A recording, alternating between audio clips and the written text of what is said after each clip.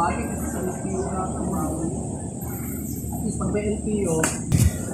what's up mga kois, this is Kois Leong, madiscarding dita mad. For today's video mga kois, natakaroon sa Queen.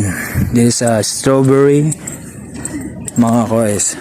So makita na yun na doon yung ipangbitay na yun nilang strawberry. So before yun ka makasulod para makalantaw kag on strawberry. So entrance ka diri. So first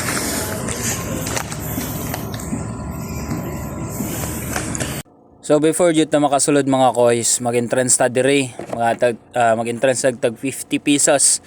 Ma-enjoy na nato og na sila yung mga strawberry, aloe vera, mga parsley, and mo na lang kois, mo na lang display na strawberry chocolate, fresh strawberry mga kois.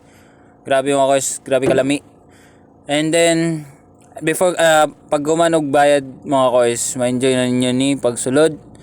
And na sila fish fund ya mga kois, and ada po yung kayong lugar.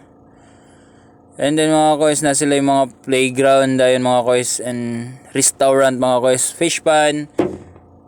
And muna mga kois, so ako nang gisulit ang area diri mga kois. So may nga jud ni nga area mo among pag-abot mga kois. So na ako yung napansin mga kois, abi na og strawberry mga kois. So comment lang mga kois kung unsa ni mga kois. Unsa man ni siya? Wala ko kasabot, basin strawberry na ako kois. So diya gitok-tok na ako, carbon check taka mga kois, carbon check. So na diya nag-inay ko, gisulit yun ako akong 50 pesos. So ongoing na siya mga kois, renovation yata na nila. Tsada yun sa diri mga kois. So kung naibalak mo ani diri kois, so na diri na sa Tagaytay, or makita ninyo mga kois, nasa cafe area mga kois. So diya padulong mi sa strawberry farm. Og sa diyang pag-abot na mo diri sa strawberry farm nila mga kois. So ang gate 1 mga kois, walay sulod. So nag-proceed ko sa gate 2 mga kois. Diri ko nag-una sa gate 2 kay na may mga kuan, nagsalingsing naman mga kois. So gipakita yun ako diretso ang strawberry kois, kung asa yun mga strawberry mga kois. So paglantaw na ako kois bay, dagan kay nakadaot nga strawberry, bawal na pud siya, og bawal na pud kuhaon, og bawal na pud kuanon ganing kaunon. So ako lang gisud sulit nga kois, basta na mga uban pa mga pwede pa kaunon og i-display mga kois. So dali mga kois, while kuan ko gapangita ko kois, the rest jud na akong nakita mga kois, di na jud siya pwede. Dagan kay nakasayang, dagan kay mga salingsing mga kois. As you can see mga kois, wala na yun no, hindi na yun siya pwede matabang.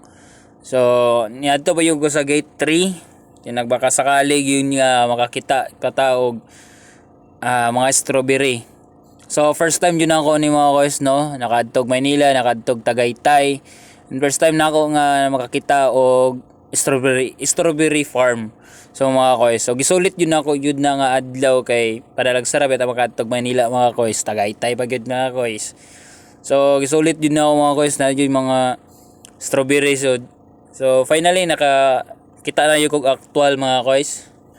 Tsada yun siya mga kois no, grabe yun ka igpit o grabe yun ka atimanado yun ang strawberry nga farm. So di ako kois, naana ko sa gate 3 ana mga kois. So pagawas na yun ana kois.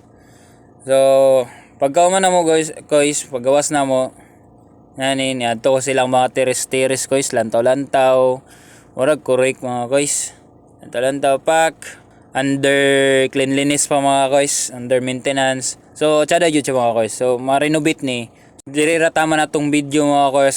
Kung naganan mo sa akong video mga kois, just follow, like and share mga kois, and more videos to come mga kois. Salamat.